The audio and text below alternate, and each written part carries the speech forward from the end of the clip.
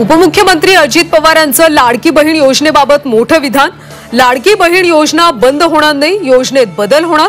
अजित पवारांचं विधानसभेत वक्तव्य। खोटी माहिती सादर करत गोरेंकडून सभागृहाची दिशाभूल, रोहित पवारांचा आरोप। गोरेंविरोधात हक्कभंग प्रस्ताव, विधानसभा अध्यक्ष राहुल नार्वेकरांकडे रोहित पवारांचा प्रस्ताव सादर। औरंगजेबच्या कबरीचं संरक्षण करावं लागतं हे दुर्दैव, कबरीचं उदात्तीकरण होऊ देणार नाही। भिवंडीतल्या शिवरायांच्या मंदिर लोकार्पण सोहळ्यात मुख्यमंत्र्यांचा गंभीर इशारा। राष्ट्रवादी शरद पवार पक्षाच्या नेत्यांनी फोनवर जय शिवरायऐवजी अल्लाहू अकबर बोलावं। भाजप नेते नितेश राणेंनी डिवचलं, पवारांचा पक्ष औरंगजेबाच्या विचारावर चालत असल्याचा टोला। नवी मुंबई विमानतळाला आता जून महिन्याचा मुहूर्त, कामाच्या पाहणीनंतरच विमानतळ सुरू होणार, गौतम अदानींची घोषणा।